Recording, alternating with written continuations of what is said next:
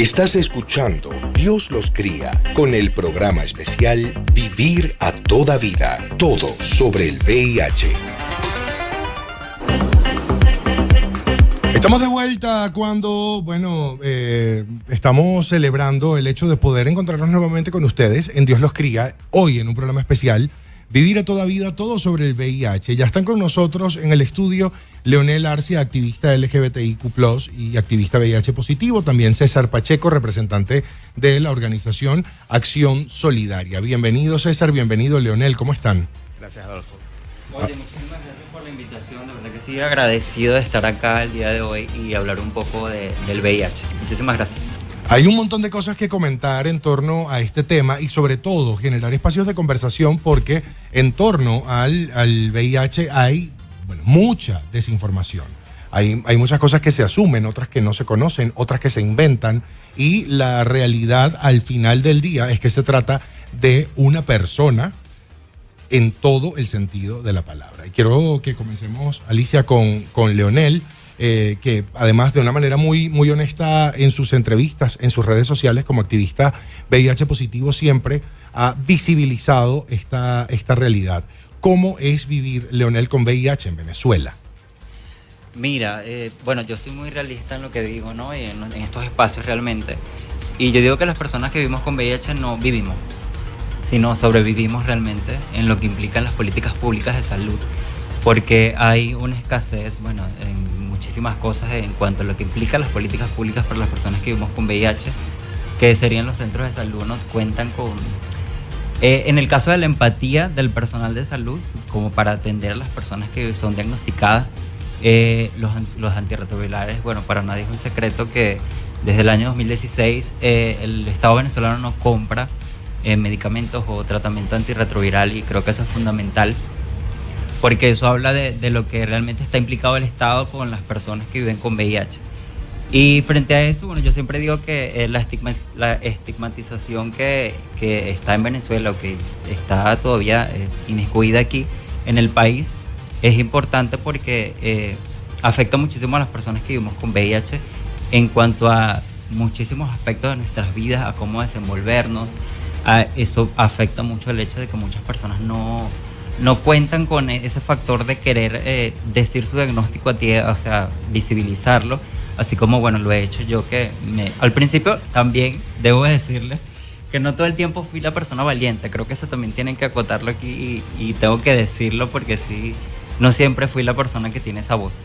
También fui parte de la estigmatización del VIH en Venezuela. Fue muy difícil para mí afrontar el diagnóstico porque duré un año en negación. No quise aceptar el diagnóstico y me tomó un año, que yo siempre digo que es un año que perdí en mi vida. Porque si hubiese aceptado realmente el diagnóstico como cualquier condición que ya el VIH puede decirse que puede ser como cualquier condición de salud, porque con el tratamiento adecuado, con las medidas preventivas, puedes tener una vida larga, una vida plena como cualquier persona. Y me llevó a eso, me llevó después de la negación, me llevó al cuestionarme el hecho de decirle a mi familia, que gracias a Dios siempre lo digo, que tengo el privilegio de tener una familia que me apoya. Puedo contar con el hecho de decirle a mi pareja, tuve el privilegio, siempre lo digo, de que mi pareja me apoyó. Es una persona que me ha motivado en muchísimos aspectos, siempre ha estado pendiente de mí en cuanto al tema, en cuanto, mira, estás bien, mira, ¿qué hay que hacer? ¿Qué exámenes te tienes que hacer? Se ha involucrado en eso y eso yo lo he siempre agradecido porque realmente en Venezuela no creo que hayan personas por eso la estigmatización que existe no lleva a que las personas tengan como esa empatía de querer abordar este tema o hablarlo abiertamente. Por eso creo que es fundamental, siempre lo digo, hablar sobre VIH. Así es, y sobre todo hablarlo con una persona que lo ha vivido, que puede dar su punto de vista desde el lado positivo y desde el lado negativo. ¿Qué tiempo tienes ya, hasta este momento presente, sabiendo que tienes el virus, y cómo fue ese primer momento? ¿Cómo te enteraste? Vale, yo llegué, eso fue en el 2017, ya voy a cumplir 6 años viviendo con el diagnóstico. Me diagnosticaron por una complicación, no fue por síntomas causados al VIH, sino por otra complicación llegué al hospital, no tenía conocimientos de nada de las prácticas que me iban a hacer, me operaron, me hicieron muchos exámenes porque no sabían por qué me había dado esa afección. Debido a eso, el último examen que me hicieron fue el del VIH. Yo duré 3 días hospitalizado y allí fue cuando llegué y bueno, me dieron la noticia. Mi hermana fue la que me dio la noticia.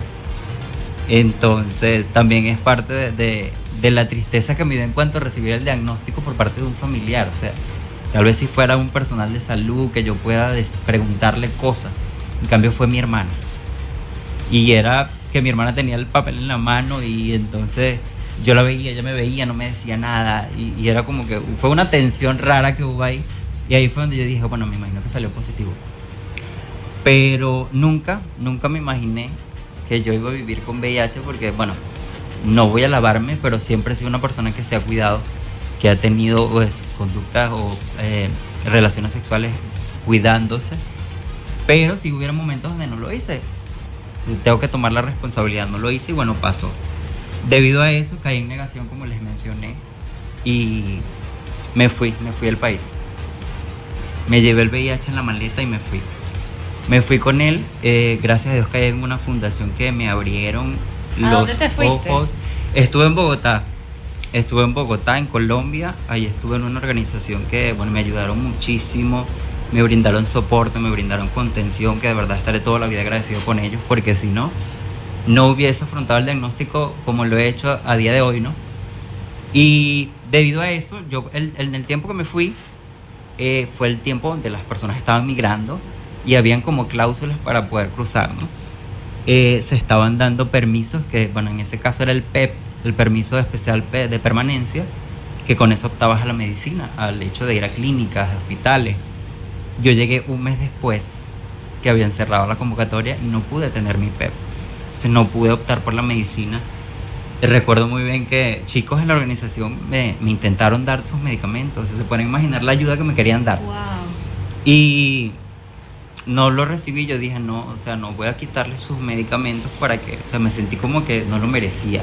Todavía tenía la estigmatización interna. Entonces, debido a eso, yo dije, bueno, no, me enfermé. Ya ahí sí venían los síntomas como tal.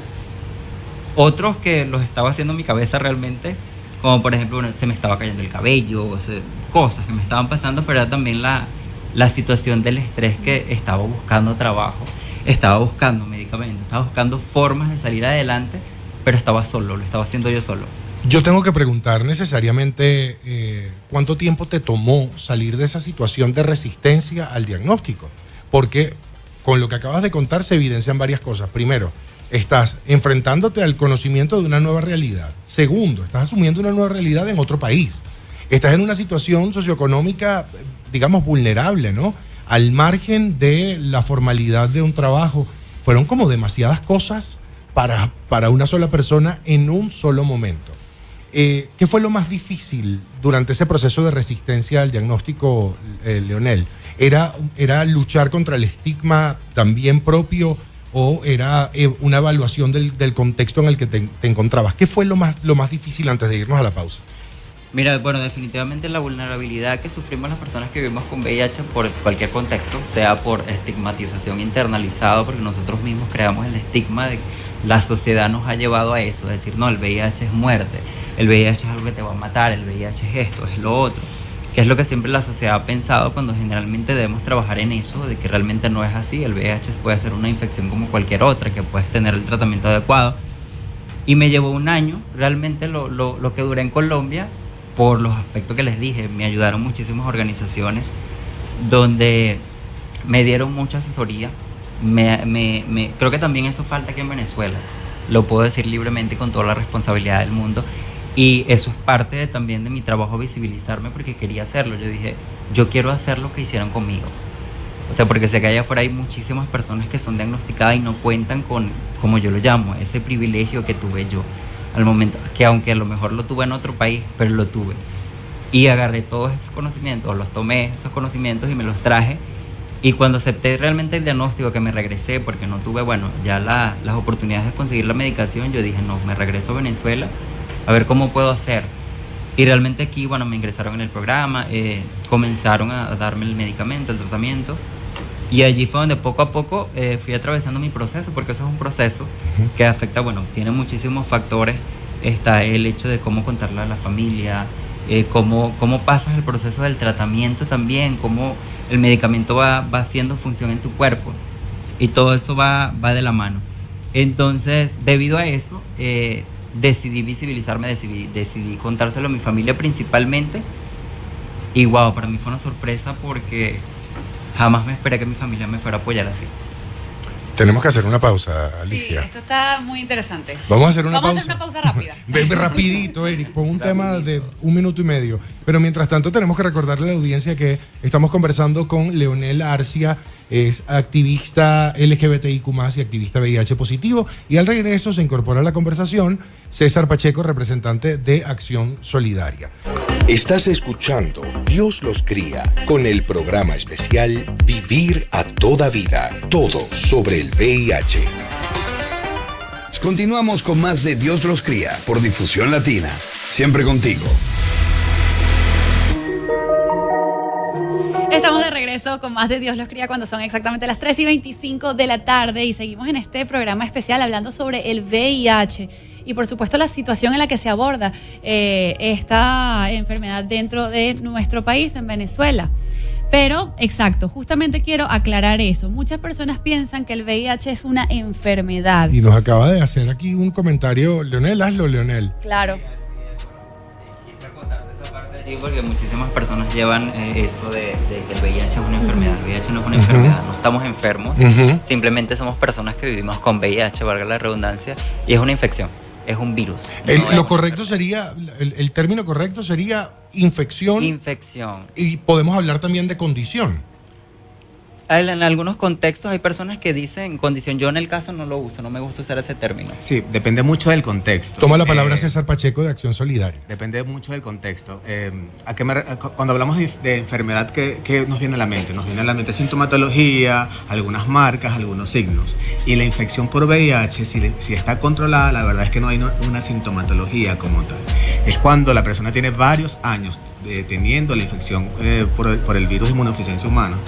Y si no está en tratamiento antirretroviral, que pueden presentarse algunas sintomatologías, una pérdida de peso, consecuencia de alguna diarrea que no se resuelve tan fácilmente, alguna gripe o resfriado que tampoco se resuelve tan fácilmente y evoluciona a una situación de neumonía o pulmonía, algunas manchas en la piel, digamos. Es cuando el sistema inmunológico se ve comprometido, que no tiene posibilidad de defenderse de virus, hongos o bacterias a las cuales estamos todos los días expuestos, que aparece la sintomatología. ¿Okay? Por lo tanto, si no hay una sintomatología, no hay un cuadro de enfermedad. Entonces, por eso se prefiere siempre hablar de personas con VIH o condición de tener VIH o la infección por VIH para ser como más claros y simples. Incluso ayer, disculpa que te interrumpa, en los videos que estuve viendo, muchos médicos corrigen, justamente más allá del tema de la palabra enfermedad, también dicen que no es contagio, sino infección. Y hace mucho énfasis en eso. Transmisión. Exactamente. Transmisión, porque digamos que existen como agentes transmisibles y agentes contagiosos, ¿no? Agentes contagiosos son aquellos agentes que pueden permanecer de manera latente o cumplir parte de su ciclo vital fuera del cuerpo humano. La gripe, por ejemplo, el dengue que necesita el mosquito, que fuera del cuerpo humano pueden estar allí hasta que consiguen a otro humano y ocurre el contagio. ¿Vale? Mientras que los transmisibles es de persona a persona. Para que yo pueda adquirir entonces el VIH, tiene que existir un contacto particular en una situación particular entre una persona que tiene VIH y yo para que pueda ocurrir esa transmisión del virus. Esto que acaba de ocurrir a mí me parece clave, nos parece clave porque hay una terminología precisa que representa de manera respetuosa la situación, la que sea. Y parte de la responsabilidad de los medios de comunicación es también eso, ¿no? Hablar de un modelo que definitivamente incluya a la gran mayoría de las personas con respecto a un concepto específico. César, tengo que hacerte la misma pregunta que le hicimos a Leonel al principio. ¿Cuál es la situación de los antirretrovirales en Venezuela? ¿Y cuál es el accionar de las distintas organizaciones que tienen activismo en el tema de VIH para resolverlo? ¿Cómo han paliado esta situación? Yo debo decirte, Alonso, que lamentablemente Venezuela ha retrocedido desde nuestro punto de vista en Acción Solidaria por aproximadamente unos 15 años. Estamos viviendo, a pesar de que en el mundo existen 20, 25 familias de medicamentos antirretroviral, en Venezuela solamente existe uno. ¿Okay? Y no por el accionar o por políticas claras del Estado, que además es su obligación, sino porque la sociedad civil se ha visto en la obligación, para poder salvar vidas, de hacer lobby ante otros organismos internacionales para que Venezuela sea considerada receptora de ayuda, de subvención, y a través de esa ayuda, de esa subvención de estos organismos internacionales, se pueda comprar este medicamento antirretroviral. Cuando digo que hemos retrocedido 15 años es porque nuestro programa nacional de VIH y SIDA, que depende del Ministerio de Salud, fue modelo en la región. Fue modelo, nuestros vecinos de cualquiera de nuestras fronteras venían al país a controlar la infección por VIH en Venezuela. Y comenzó un deterioro paulatino, progresivo, sostenido en el tiempo, que hizo que el Programa Nacional de VIH y SIDA no tenga manera de actuar ante la situación actual que está presentando Venezuela con relación a la epidemia. Y entonces, gracias al accionar de la sociedad civil, tenemos que acudir a estos organismos internacionales para recibir estos medicamentos, para al menos recibir medicamentos, pero no solamente es recibir medicamentos. Tener VIH y controlarlo de manera eficiente es tomar medicación, poder hacer exámenes de control como carga viral, como CD4, por ejemplo, además tener personal formado, capacitado, sensibilizado, además poder desarrollar campañas de prevención primaria y secundaria, es decir, para las personas que no tienen VIH, poder prevenirlo, y para las personas que tienen VIH, poder educarse, poder afrontar adecuadamente su diagnóstico para evitar transmitirlo a otras personas. Entonces, no es solamente la medicación, que sí resuelve muchísimo y salva vidas, pero también tiene que ser un programa mucho más integral que permita que la situación del VIH disminuya, porque la verdad es que los números que, por ejemplo, dentro de Acción Solidaria estamos consiguiendo actualmente son bastante preocupantes. Yo creo que hablamos de... Me gustaría acotar algo aquí con la corriente narrativa que sigues tú, el foco de para que vean lo preocupante que es la situación, ¿no? ¿Cómo creen que hace una persona que tiene resistencia al medicamento si aquí solo hay un esquema? Uh-huh. ¿Cómo creen que se soluciona esa situación si hay solo un medicamento y esa persona no le está haciendo efecto ese medicamento? O tiene alguna condición previa que le impide tomar ese medicamento, o que le agrava, o que el medicamento puede agravarle esa condición previa de salud. Exactamente, es muy triste, la verdad que sí. Por eso creo que es importante que sigamos trabajando como parte de la sociedad civil para que se sigan implementando las políticas públicas, para que se sigan trayendo otro tipo de esquemas de medicamento a Venezuela, para que se resuelvan este tipo de inconvenientes. A mí me encantaría que en la próxima parte hablemos entonces de cuál es la terapia o cuál es el medicamento que se está utilizando en estos momentos y cuál es el que está presente en Venezuela. Tenemos que hacer una pausa publicitaria, pero ya volvemos con más de Dios los cría. Estás escuchando Dios los cría con el programa especial Vivir a toda vida, todo sobre el VIH. Regresamos, estamos de vuelta conversando hoy en este programa Vivir a toda vida, todo sobre el VIH. Están con nosotros en el estudio Leonel Arcia, activista LGBTIQ+, y activista VIH positivo, César Pacheco, representante de la organización Acción Solidaria y también activista VIH. Hay una pregunta al aire, pero si tú quieres hacer llegar tus comentarios, preguntas, sugerencias, puedes hacerlo a través del 0412-161-1931 y también a través de las historias de Instagram de la cuenta @DiosLosCríaFM, porque allí dejamos un diseño bien bonito que hicimos, así que vaya y responda usando la cajita de preguntas. La pregunta que quedó al aire, Dolangi, bueno, a propósito de esta situación del acceso al medicamento antirretroviral, César Pacheco de Acción Solidaria decía que en el mundo hay una familia de 25 medicamentos y en Venezuela escasamente se accede a uno.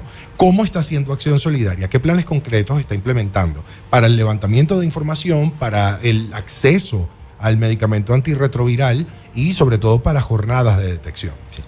Bueno, una de las principales fallas que estamos presentando en el país es la falta de datos, la falta de información. Entonces, para poder ejecutar políticas públicas claras es importante que exista información.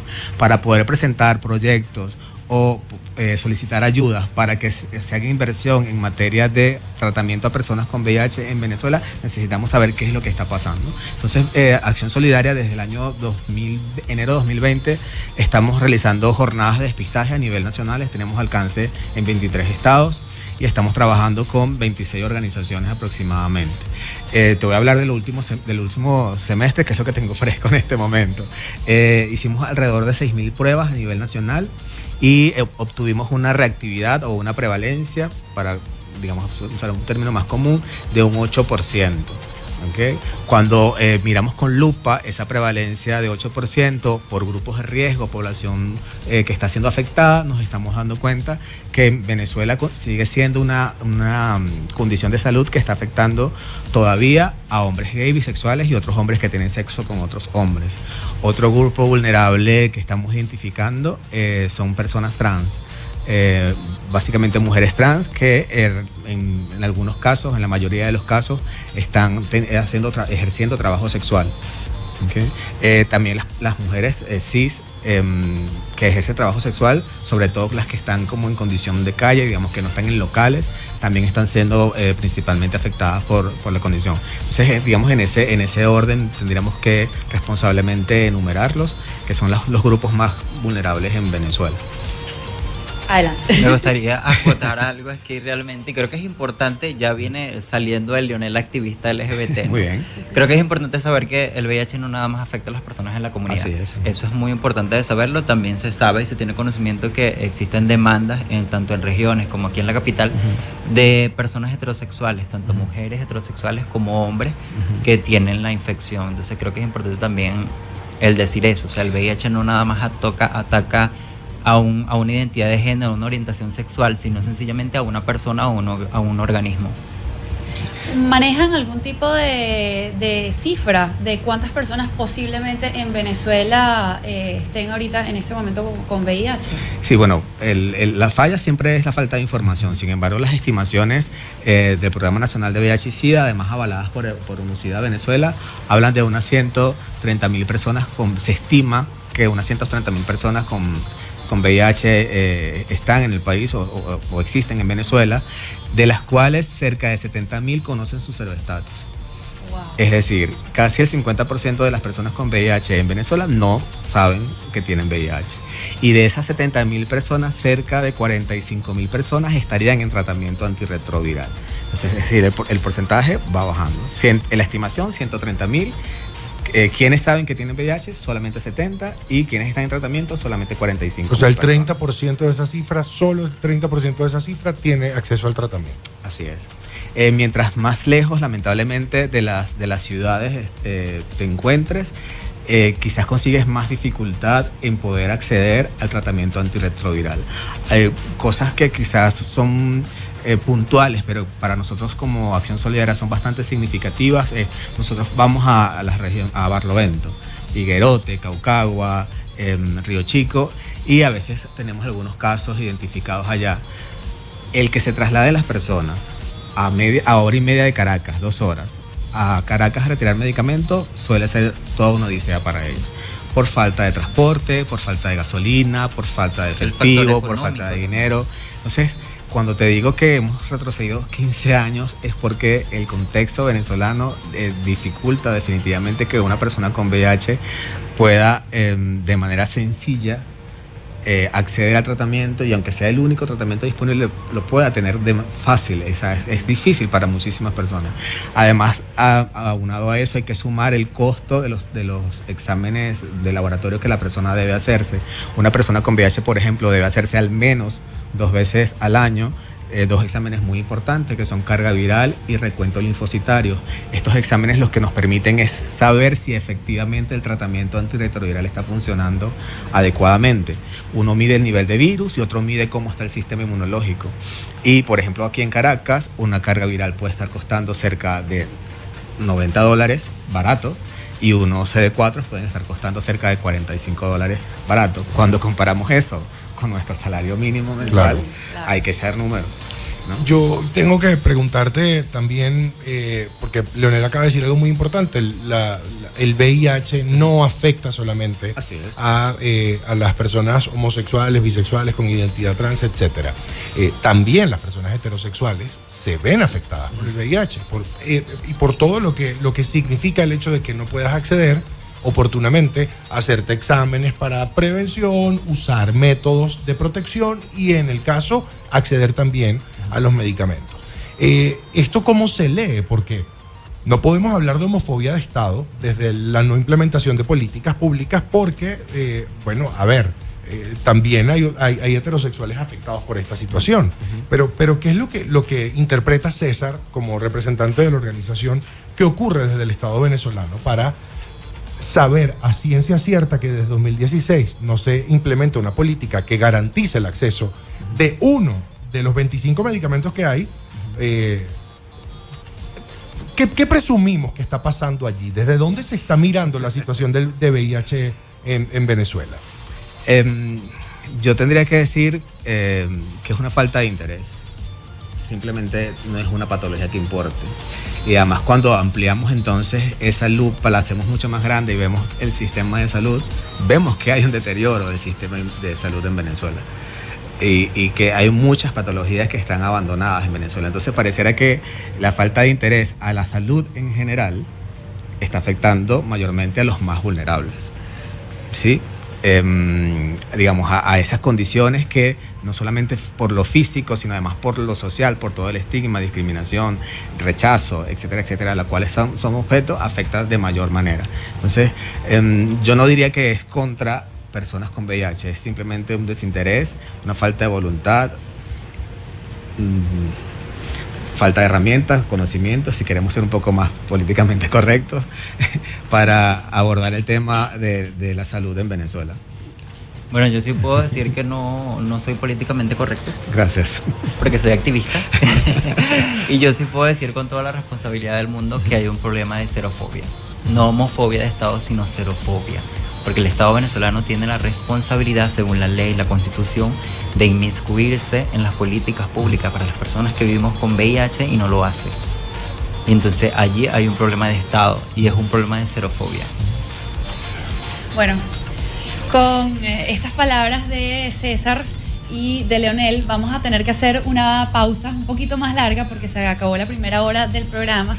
Chicos, muchísimas gracias. No los estamos despidiendo, seguimos conversando con ustedes y los invitamos a todas las personas que están escuchando el programa en este momento a que escriban, a que pregunten si tienen alguna inquietud, si quieren hacerle alguna pregunta personalizada a cada uno de ellos. Tenemos nuestra mensajería de texto que es el 0412-161-1931. También pueden escribir a través de nuestras redes sociales @DiosLosCríaFM. Ahí tenemos una cajita de preguntas en donde pueden dejar lo que quieran sus decir, dudas. claro. Y los mensajes los vamos a estar leyendo al inicio de la segunda hora. O sea, dentro de 15 minutos vamos a leerlos todos y eso nos da pie para la conversación con nuestro tercer invitado, el doctor Carlos Pérez Pérez, especialista en medicina interna y también en inmunología. 0412-161-1931. Nosotros somos Adolfo Nitoli y Alicia Dolangi y regresamos a las 4. Vamos a tomar café. Así es, vamos.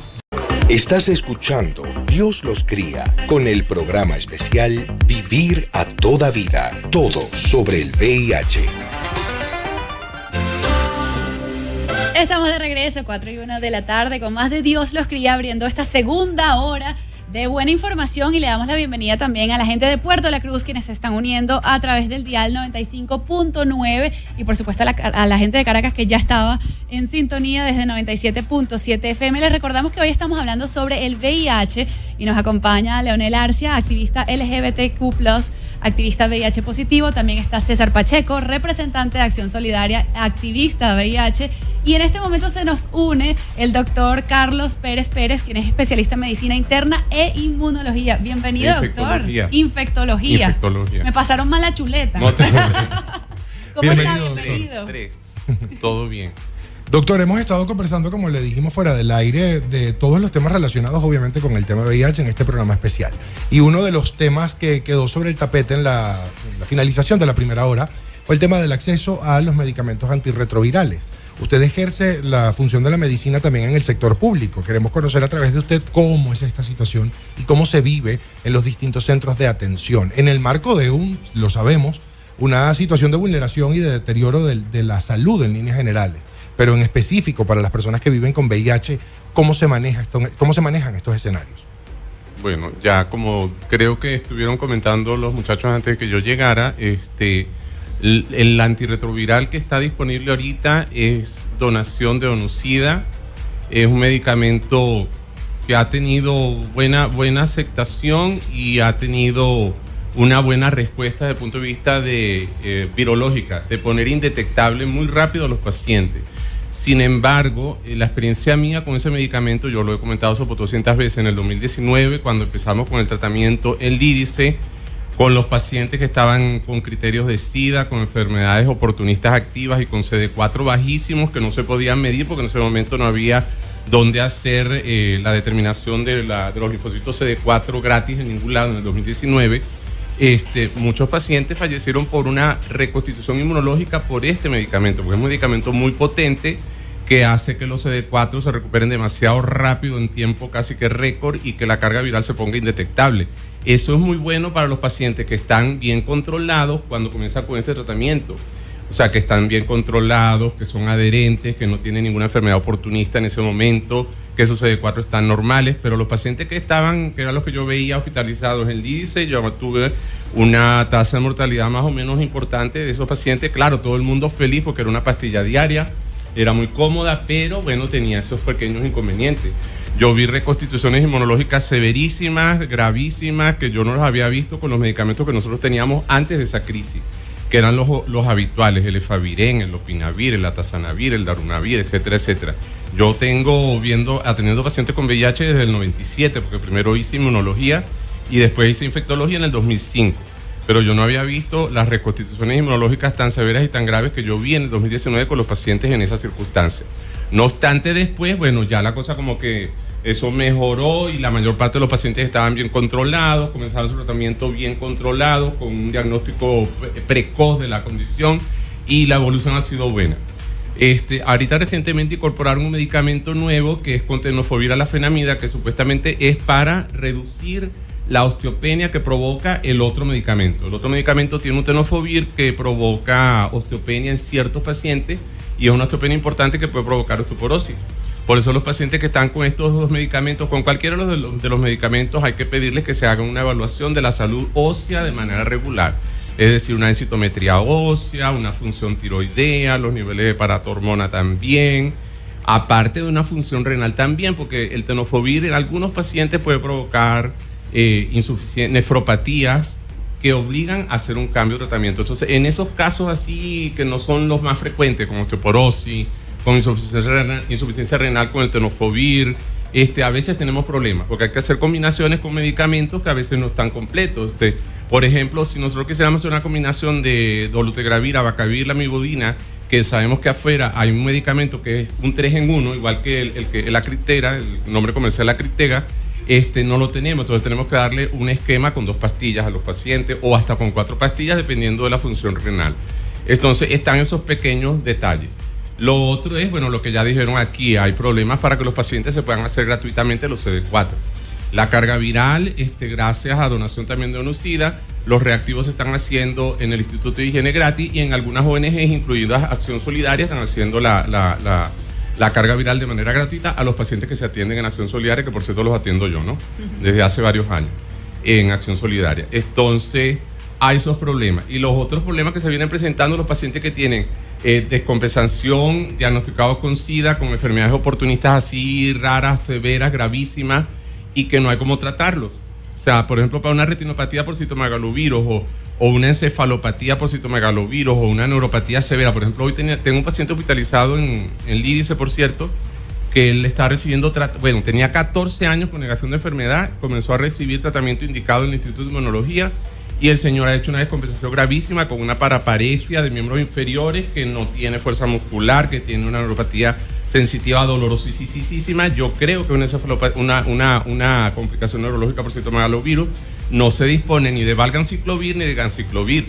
Afortunadamente, la vista del señor está bien, porque una de las cosas que puede afectar el citomegalovirus es la vista, la retina, y el paciente puede quedar ciego si no se le coloca el ganciclovir intraocular o no se le coloca el ganciclovir endovenoso. Los pacientes con sarcoma de Kaposi, eso es otro, no sé la experiencia, pero la experiencia es fatal. Paciente que tiene sarcoma de Kaposi cutáneo diseminado, que es un tipo de tumor que está relacionado con un tipo de herpes humano, en algunos pacientes con SIDA, los que hacen cutáneo diseminado y visceral, eso es una tortura. Pero te voy a decir una cosa, no es tanto, esto lo estaba comentando esta mañana con unos pacientes que yo vi retornados de Perú y de Colombia en Lídice, y les estaba diciendo, aquí el problema no es solo el problema del bloqueo económico, de la guerra económica, del bloqueo, de que no hay esto, de que faltan insumos, sino también el problema es la ignorancia de las personas que estamos trabajando atendiendo a los pacientes con VIH, porque hay un tema de ignorancia, de desconocimiento. Y no es porque se ponen en el papel del paciente, en el lugar del paciente a pensar, bueno, vamos a hacer eso porque el paciente... No, lo hacen es porque les da miedo atender a un paciente con VIH porque piensan de manera ignorante y absurda, luego de 40 años con la condición de VIH a nivel mundial, de que se pueden contagiar los que van a trabajar atendiendo a un paciente con VIH porque creen que el virus le va a brincar encima. Hay una xerofobia entonces. Sí hay. Eso se ve menos en los hospitales grandes, como el universitario, como el Vargas, como el militar, porque pues hay más cantidad de médicos, ahí hay servicios constituidos de infectología que tienen varios infectólogos muy buenos todos, hay residentes, entonces hacen más fuerza como para evitar que las otras especialidades, sobre todo las quirúrgicas, cometan esa VIH-fobia. Entonces, por ejemplo, lo de sarcoma de Kaposi, que son casos que tienen que hacerse gastroscopia, colonoscopia, hay que hacer tomografía de pulmón para ver si el paciente tiene un sarcoma pulmonar y tiene que ser evaluado, tiene que hacerse la biopsia de la lesión para demostrar que tiene un sarcoma de Kaposi y que amerita quimioterapia, que son pacientes que evolucionan bien si se le pone la quimioterapia, más se le mantiene el tratamiento antirretroviral. Eso es los pacientes prácticamente se mueren esperando la biopsia de piel. O sea, y eso no es culpa solamente no es culpa solamente de la situación país, sino que es culpa también de que, falta una difusión generalizada por parte de las sociedades científicas. Las sociedades científicas de las cuales yo formo parte, la sociedad de infectología, muy bien, pero la gente que es así rompedora como yo, porque yo trato de ser resiliente, yo trato que la gente no se vaya con una mala respuesta a la consulta mía, ni en público ni en privado. Nosotros así estamos así como que nos ven como, los colegas nos ven como, y entonces a la hora de las chiquitas, quien está atendiendo a los pacientes en hospitales donde lo que va es gente de situación socioeconómica bajísima, como es el caso mío, que atiendo el Lídice y atiendo en el Seguro Social de Cotiza, que está en la avenida Panteón, estamos solos con nosotros mismos, con nuestra fuerza de voluntad, y porque, y últimamente a mí me gusta trabajar con pacientes. Y yo desde un principio, de los 2 años de edad, yo solo digo a los pacientes, yo sabía que yo quería ser médico. O sea, porque yo soy vocacional. Porque es que además nosotros nos ponemos a ver ahorita, hay que ponerse en el lugar de la gente que está trabajando en la administración pública. No solamente digo médicos, digo enfermeras, maestros, bomberos, policías. Nosotros estamos pagando prácticamente por trabajar. El sueldo que nos están pagando nosotros ahorita, a mí me dan un sueldo, más me dan un bono de responsabilidad por la parte científica, porque estoy metido en el comité terapéutico del COVID, con la ministra de Salud, desde el 2000, desde que pensó la pandemia, yo estoy metido en ese comité terapéutico, porque soy infectólogo del Lídice, porque me postuló el doctor Armando Marín, que estaba viceministro de Hospitales en ese momento. Nosotros estamos prácticamente pagando para trabajar. O sea, nadie puede vivir con 500 bolívares mensuales. Hoy me estaba diciendo la enfermera que trabaja conmigo en el Lídice que la quincena le llegó en 98 bolívares. La enfermera que trabaja con Lídice que tiene 25 años de experiencia. O sea, nosotros estamos prácticamente pagando para meterle gasolina dolarizada al carro, subir hasta los hospitales, atender a los pacientes y atenderlos bien. Doctor, tenemos que hacer una pausa y al regreso vamos a seguir conversando sobre todo este tema, porque como empezamos a comprender, entonces es multifactorial. No se trata solamente de tener o no la posibilidad de acceder al antirretroviral, el tema emocional, el tema social, las campañas, lo necesario de la educación. O sea, es todo y bueno, el todo es igual a la suma de las partes, ¿no? Vamos a hacer una pausa, nos pueden mandar mensajitos al 0412-161-1931. Nos vamos a la pausa leyendo los mensajes. Sí, Alicia. vale, me parece chévere. Vamos a comenzar entonces aquí con Joan de Petare, quien escribe siempre en sintonía. Quería preguntar al invitado si el gobierno los invita al programa el día lunes. ¿Dónde está el presidente para exponer las problemáticas sobre los medicamentos antirretrovirales y presentar un proyecto para atender esta situación? ¿Irían al programa? No lo responden ahorita, lo responden cuando regresemos. Tenemos otra que dice cómo se enfrentan día a día al rechazo cuando van a buscar empleo en otras actividades cotidianas. Me imagino que es fuerte para ustedes. Dice el tercer mensaje, ¿no? ¿Cómo hicieron en época de pandemia? Porque pienso que se tenían que cuidar mucho con respecto al tapabocas y el lavado de manos para no contagiarse con el COVID. Y aquí dice tenemos otro mensaje sobre el invitado que tiene VIH, perdón, no recuerdo el nombre. Disculpe si es muy personal la pregunta. Ya al saber el diagnóstico positivo, no pensó si lo pudo haber evitado. Es este mensaje que nos llegó. Sobre esto vamos a conversar cuando regresemos. Claro que sí, ya volvemos con más. ¿Quieres dar tu opinión sobre este tema? Envía tus comentarios a nuestro Instagram, @DiosLosCríaFM.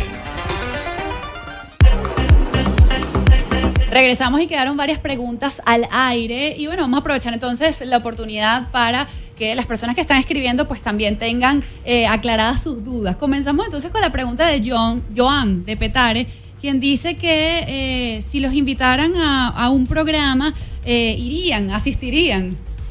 Mira, yo como activista independiente prácticamente, porque no trabajo en una organización, sí iría. Iría porque soy una persona que vive con VIH, que es visible y que sabe la realidad de las personas que viven con VIH. Y creo que sí iría, de verdad que sí, a debatir un poco sobre el tema. O sea, aprovecharías la oportunidad para utilizar también esa ventana y plantearlo directamente. César, ¿cuál es tu respuesta? Sí, y es que además la respuesta que debe ofrecerse a la situación del VIH en Venezuela tiene que ser multisectorial. El Estado solo no va a poder, las organizaciones civiles tampoco van a poder solas, las sociedades médicas tampoco pueden solas, las personas con VIH tampoco pueden solas. Tiene que ser una respuesta multisectorial y definitivamente uniendo esfuerzos que se va a poder disminuir el impacto de la epidemia del VIH en Venezuela. Yo quiero leer el segundo mensaje. Dice, ¿cómo se enfrentan día a día al rechazo cuando van a buscar empleo o en otras actividades cotidianas? Me imagino que es fuerte para ustedes, es lo que dice. ¿Qué casos conocen, Leonel? Mira, en ese caso, bueno, debido a las redes sociales que he hecho activismo y he hecho acompañamiento a personas, sí hay muchísimas personas que debido al estigma que hay, todavía tienen este tipo de inconvenientes, más que todo en el área laboral, cuando van a conseguir trabajo que les exigen el examen del VIH. Y también, bueno, las personas también cuando van a algún odontólogo, sé de buena fuente que hay algunas personas algunos odontólogos piden un examen de VIH cuando, por ejemplo, tienen una noción de que la persona es homosexual. Entonces, por el mismo estigma, les mandan a hacer o les piden pues su estado serológico. Pero entiendo que es ilegal, ¿no? Es ilegal, según la ley, sí, según la Constitución, sí. César. Sí, desde el año 2014, desde 30 de diciembre del 2014, existe una ley en Venezuela para la promoción y protección del derecho a la igualdad de las personas con VIH en el país, o ley de VIH. Esta ley prohíbe explícitamente solicitar como requisito la prueba de despistaje de VIH para aplicar o para mantener algún trabajo, incluso para ingresar a universidades, ¿sí? Entonces eso es importante siempre tenerlo presente y saber que hay espacios a donde podemos acudir. El ente, digamos, que debe gestionar este tipo de vulneración del derecho al trabajo por tener VIH es la Defensoría del Pueblo principalmente y el Ministerio Público, pero también las personas pueden apoyarse en las organizaciones para que reciban la orientación necesaria.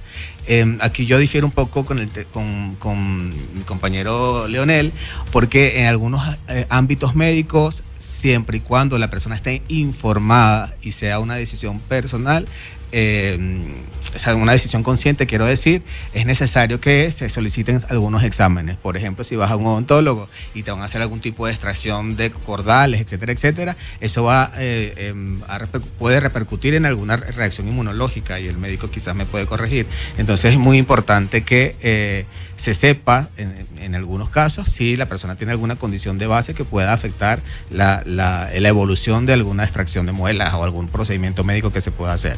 Pero allí, más allá de, digamos, de que se solicite o no en el ámbito médico, quiero decirlo, es importante que siempre sea informado y que sea una decisión consciente por parte de la persona. Seguimos leyendo entonces estas preguntas. La siguiente dice, ¿cómo hicieron en época de pandemia? Porque pienso que se tenían que cuidar mucho con respecto al tapabocas o el lavado de manos para no contagiarse de COVID. Esto me encantaría que lo responda el doctor.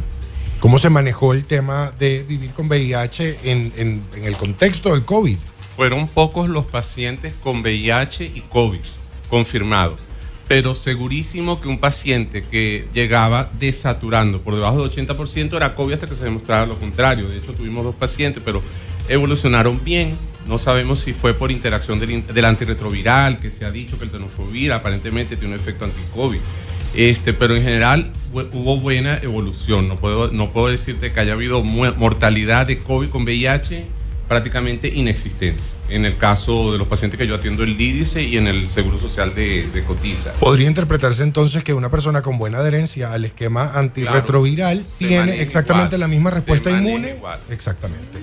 Ahora, con respecto a lo que dijeron de la parte odontológica, existen las medidas de precaución estándares. El personal que trabaja en salud sabe que las medidas de precaución estándares son para prevenir exposición a sangre, porque se considera que la exposición a sangre, cuando es muy directa, sobre todo con objetos punzocortantes, etcétera, etcétera, puede acarrear ciertos riesgos de transmisión de VIH, hepatitis B y hepatitis C, independientemente de cuál sea el reporte de la serología reciente del paciente, porque el paciente puede estar en periodo de ventana. Entonces, para nosotros, todos los pacientes, cuando hay exposición a sangre, uno los debe manejar con las mismas precauciones estándar. En este caso, si acaso uso de guantes de seguridad, si acaso. Esta mañana le estaban pidiendo un kit de seguridad un kit de seguridad que ya se sabe que eso no tiene sentido a una embarazada que está en los Magallanes de Katia, y cuando lo que tiene que pedir si acaso son los guantes de seguridad.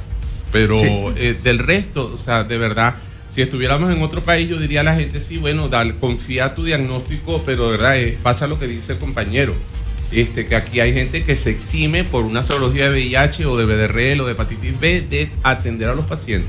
Entonces yo de verdad, yo sí le digo a la gente, preserva el resguardo de tu diagnóstico y de tu condición. Claro. Estamos en Venezuela. Claro, las normas de bioseguridad son universales, pero la visión que yo quería mostrar era que si la persona con VIH quizás que no conoce su seroestatus por todas su seroestatus a nivel de CD4, me refiero, o a nivel inmunológico, y digamos no lo conocen porque es mal adherente por lo que sea, por cualquier razón, y puede ser objeto de alguna intervención, puede su sistema ponerse en riesgo porque no está manejado de manera adecuada. Creo que en el ámbito médico hay como algunas cosas que se pueden discutir en el sentido de que si yo confío en mi odontólogo, confío en mi médico, puedo revelar la información. Definitivamente es ilegal que se haga la serología sin autorización del trabajador. Es ilegal. Es ilegal. O sea, nadie puede ser sometido a una prueba sin autorización expresa del trabajador. Claro. Y aunque lo autorice, solicitar la prueba de despistaje no puede ser un requisito. Exacto. Ni para acceder a un trabajo, ni para mantenerlo, ni nada. Pero sin autorización. Otra cosa que me gustaría acotar, que creo que no se dijo, fueron las medidas que se tomaron de la salud, que fue el hecho de para las personas que vivimos con VIH. Comúnmente antes se nos daba un mes de tratamiento debido a la situación de la pandemia, para que las personas que vivimos con VIH no estuviéramos expuestos a ir al hospital constantemente. Se le daba de 3 a 6 meses para que no fuéramos pues a retirar medicamentos y estuviéramos expuestos a las zonas que eran para COVID, pues. Claro. Sí. Disculpa, sí. y algo que evidenció la pandemia, más allá del tema de tener una precaución adicional por tener VIH, que algo que evidenció, una cosa que hablamos anteriormente por la falta de datos, era que había personas que vivían en un estado y se tenían que trasladar a otro estado a retirar medicamentos. La pandemia evidenció eso, que por el estigma, la profunda discriminación que existe en Venezuela, había personas que estaban encerradas en sus estados o en sus regiones y no podían retirar medicamentos. Entonces se tuvo que tomar medidas para que las personas pudieran acudir. El programa de SIDA del ministerio se autorizó a que se les entregara a los pacientes en donde estaban los medicamentos, siempre y cuando estuvieran registrados en el programa. Exactamente. Eso. Y bueno, lo que sí que hay países donde, por ejemplo, hay la distribución por correo o courier de los antirretrovirales. Por ejemplo, en Colombia hay esa experiencia. Y en China, inclusive, a raíz de la pandemia, tuvieron que implementar esa cosa en los servicios donde atendían pacientes con VIH. En China, tuvieron que implementar lo de la entrega de medicamentos por correo, como una forma de permitir la continuidad de la atención de los pacientes VIH en China. Son cosas que se deben de tratar de replicar. Entre tantas otras. De aquí a un futuro. Pues. Ahí, sobre el invitado que vive con VIH, perdón, no recuerdo el nombre. Disculpe si es muy personal la pregunta. Ya al saber el diagnóstico positivo, ¿no pensó si lo pudo haber evitado, Leonel? Sí, bueno, Leonel, para la persona que está escuchándome, un placer. Y sí, claro que sí, bueno, que el diagnóstico te lleva a cuestionarte muchísimas cosas. Entonces, creo que una de las principales que te cuestionas es eso, el hecho de que no tuviste, a pesar de que, como ya lo dije anteriormente, yo era una persona que literalmente me cuidaba, pero pasaron situaciones en las que, bueno, sexualmente no fui responsable en ese aspecto y allí fue donde ocurrió. Pero sí eché la mirada atrás y dije, bueno, si hubiese sido un poco más responsable, no hubiese pasado esto. El que hubiera pasado, sí. Pero, por ejemplo, en el caso de las mujeres es peor. En el caso de las mujeres, la mayor parte de las pacientes femeninas VIH son amas de casa y han sido contagiadas por su única pareja. Eso pasa en Venezuela. A mí me gustaría que usted repitiera eso, doctor. Y me gustaría que lo repitiera porque en torno al VIH también está el tema de que, abro comillas, eso es una enfermedad de homosexuales. Así tal cual lo estoy diciendo, ¿no? Y resulta ser que no, en lo absoluto. Eso le da a la gente que se enamora. Una infección de transmisión sexual, eso le da a la gente que se enamora. La gente se enamora y dicen, bueno, vamos a enamorarnos y en vez de ir primero al laboratorio a hacerse la serología, agarrado de la mano, la pareja, no vamos a tener sexo sin usar preservativo. Graso error. Y en el caso de las parejas heterosexuales de hombre-mujer, pasa mucho que se contagian cuando hay ruptura y se reconcilian. Que es lo que yo digo, al estilo Elizabeth Taylor y Richard Burton, que se divorciaron 2 y 3 veces. Bueno, algo así. Antes de reconciliarse, vamos al laboratorio a hacernos la serología primero. Sí, porque hay una ELISA historia de cuarta generación con antígeno P24, que eso sale positivo a los 30 días de adquirir la infección. Que siempre la gente le pone, ¿al cuánto tiempo? No, ELISA de cuarta generación con antígeno P24 en un buen laboratorio es a los 30 días que te sale positivo seguro. Nos quedan solamente 2 minutos. Ahora, ya que estamos tocando el tema de las mujeres, hay algo que me da mucha curiosidad y es cómo se maneja el VIH en el embarazo y qué probabilidades hay de la transmisión al bebé. 0% si se hace el protocolo, si toma tratamiento desde el primer momento que sepa el diagnóstico. El tratamiento antirretroviral hasta el momento de la cesárea. La cesárea tiene que ser electiva a las 38 semanas, no esperar a que tenga dolores de parto para hacerle la cesárea, porque ya eso te aumenta el riesgo de transmisión durante la cesárea, el parto. La cesárea tiene que ser electiva, la mamá tiene que recibir una infusión de AZT desde 1 hora antes de hacer la incisión de la cesárea hasta el momento del clampeo del cordón umbilical, y el bebé tiene que recibir AZT en jarabe desde 6 horas después del parto hasta 6 semanas. Wow. Y eso reduce el riesgo a 0. Increíble. Leonel, ¿querías decir algo? Sí, quería aportar algo en Hay proscribe la lactancia materna, por supuesto. Claro, ese tema es importante también. Me gustaría acotar en eso, en las adolescentes, por ejemplo, en mi región, en mi ciudad, en Cojedes, allí se está dando mucho la demanda de niñas, adolescentes, jóvenes que vienen dando a luz. Y ahí es donde se dan cuenta, y quiero tocar ese tema porque es importante también acotar que el hecho de la situación económica les quita la opción de tener sus controles de médicos, donde alguno de ellos es hacerse la prueba de VIH, y por eso no tienen los recursos para hacérsela, y cuando ya vienen a dar a luz es donde se dan cuenta que viven con VIH y es donde hay que accionar realmente. Creo que es importante de acotar también. En el caso de las adolescentes es importante recordar, el Implanon no previene las infecciones de transmisión sexual.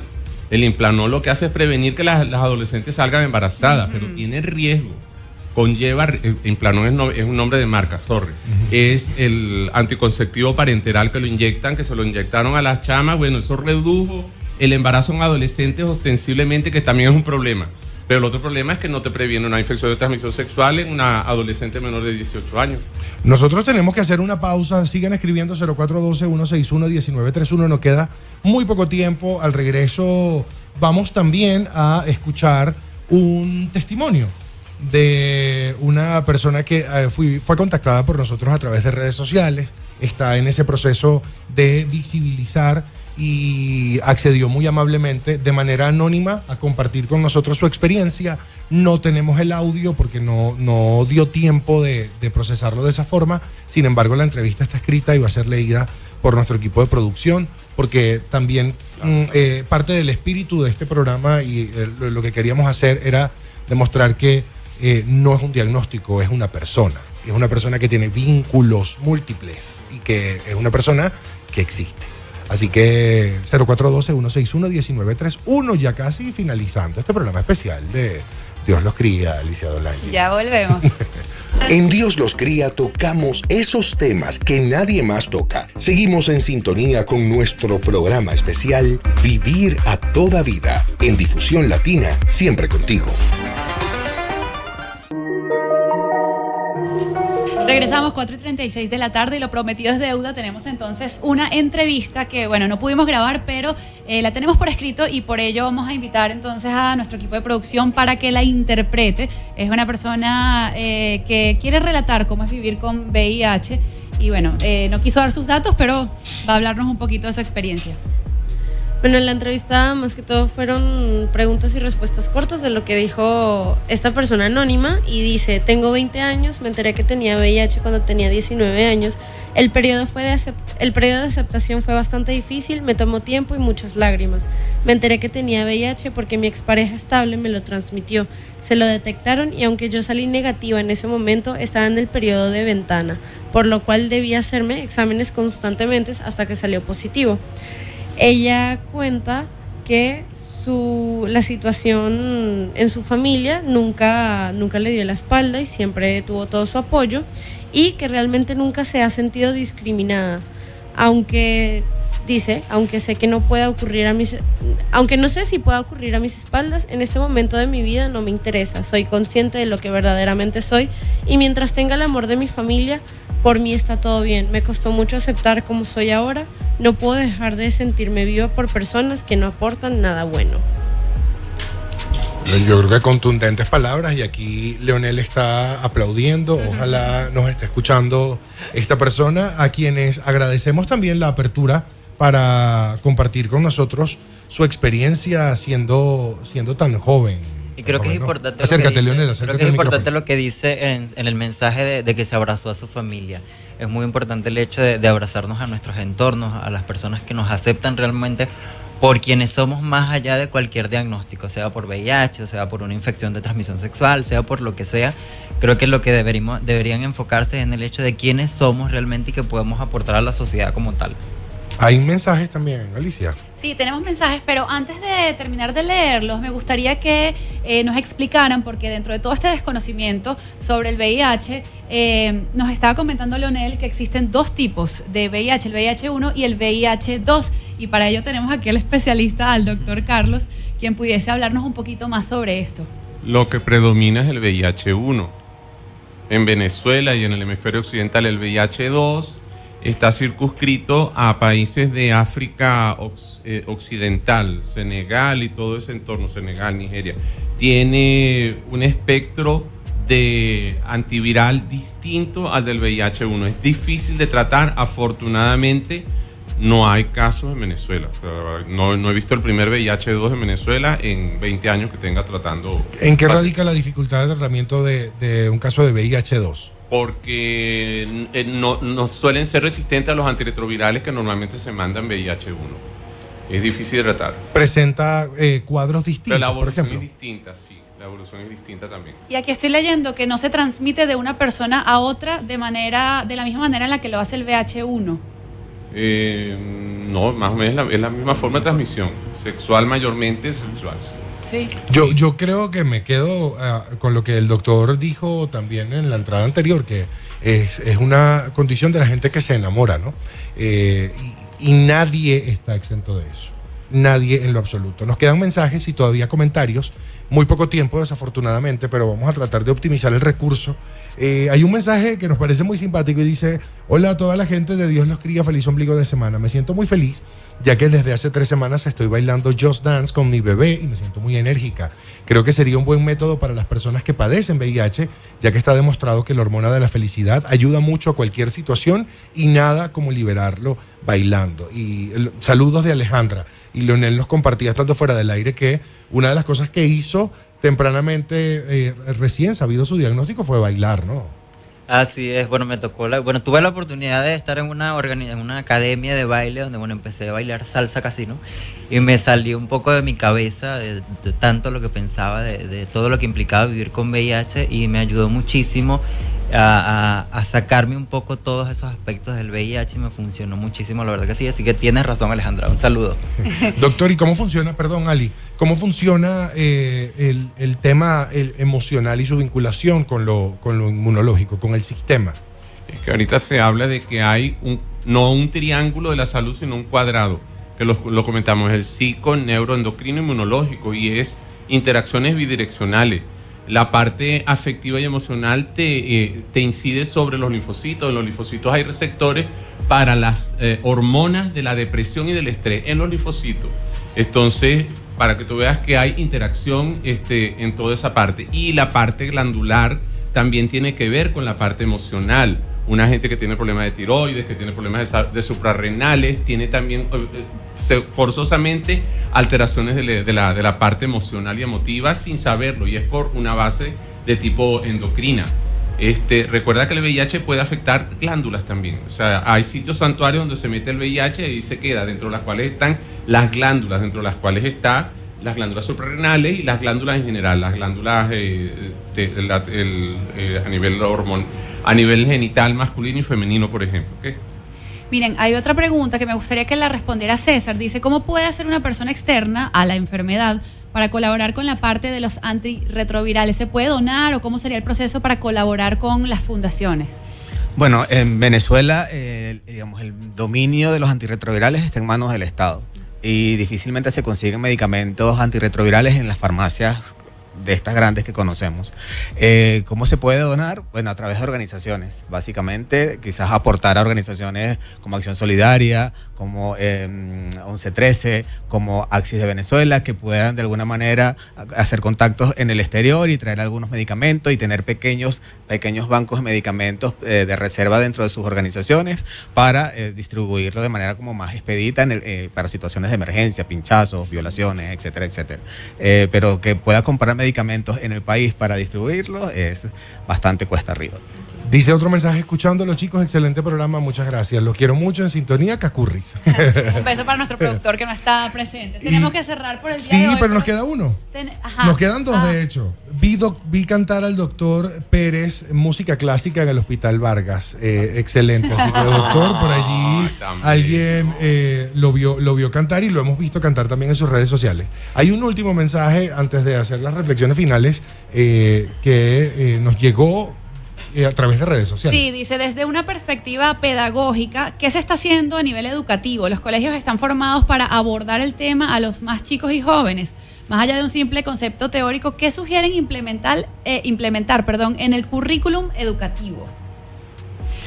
Desde Acción Solidarias hacemos un esfuerzo enorme para que la educación sea lo más llana, clara y directa posible.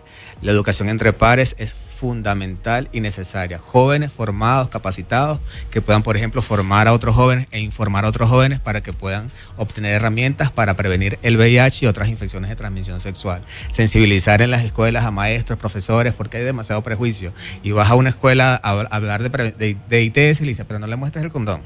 Entonces ese tipo de barreras es eso complicado. Me suena al lobby católico que está en contra de, católico no, cristiano, que está en contra de la educación sexual. Entonces, integral. Hay que sensibilizar y ser directos y claros. Y eso no quiere decir que hay que hablar con groserías, no se trata de eso. Se trata de ser directos, conocer además la realidad de la población a la cual te estás dirigiendo.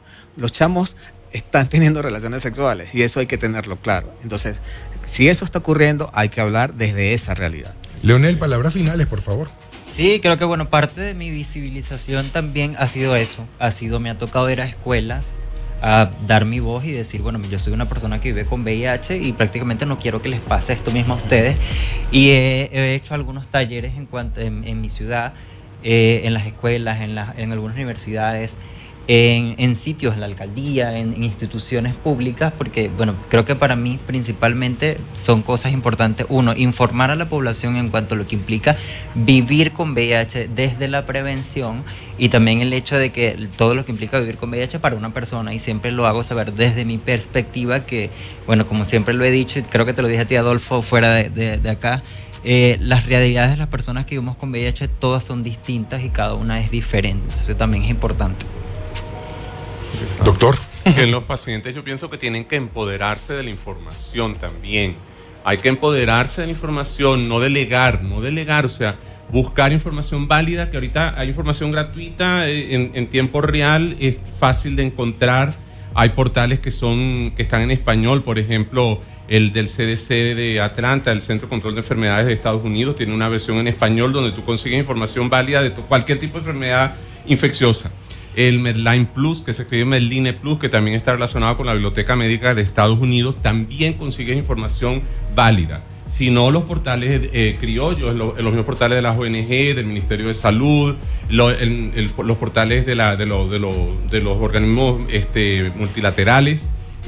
Hay que empoderarse de la información y motivar a que los pacientes que están en los diferentes servicios se organicen y se apropien también de cómo es la calidad de la atención en los servicios donde lo están atendiendo en cualquier hospital, por muy pequeño que sea.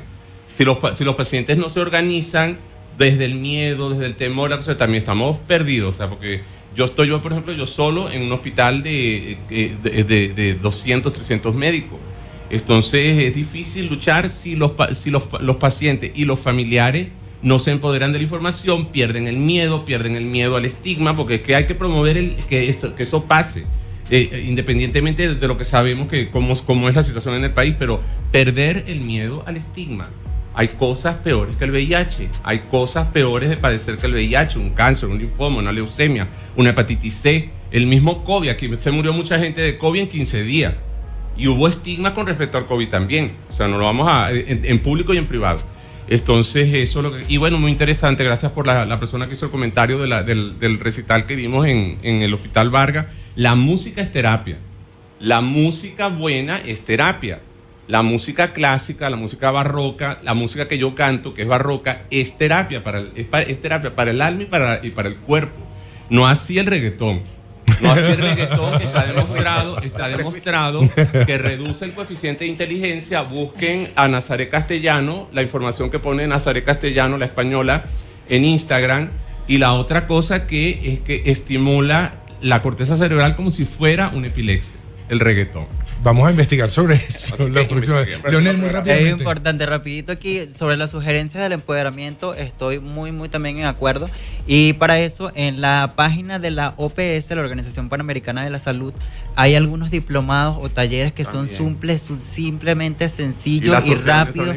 Y son muy fáciles de hacer, se los recomiendo porque yo los hice y me brindó muchas herramientas. Muchísimas gracias, de verdad, por su tiempo, por sus usted. consejos, por cada una de esas vivencias y esos consejos que nos acaban de dar en estos momentos. Tenemos que despedir porque se nos fue el tiempo volando. Gracias a Héctor Romero, Carmen Salas, a Jimmy Muñoz, a Luis Sánchez, a Luis Díaz, a Sánchez Sucés, María Alejandra Sosa, Fabiana Catapano, Eric García, José Tamoa, Adolfo Nitolía, Alicia Dolange en los micrófonos y, por supuesto, gracias a nuestros invitados. Gracias al equipo de producción que hizo posible este programa y ustedes que nos están escuchando, acostúmbrense, porque ahora es que vienen programas especiales en Dios los cría. Lo que tienen es que respondernos la encuesta en redes sociales, el próximo sobre qué lo quieren. ¿Quieren que hablemos de gordofobia? ¿Quieren que hablemos de racismo? ¿Quieren que hablemos de educación sexual integral? ¿Quieren que hablemos de aborto? O de lo que causa el reggaetón. Díganos qué tema quieren que abordemos en el próximo programa especial de Dios nos cría.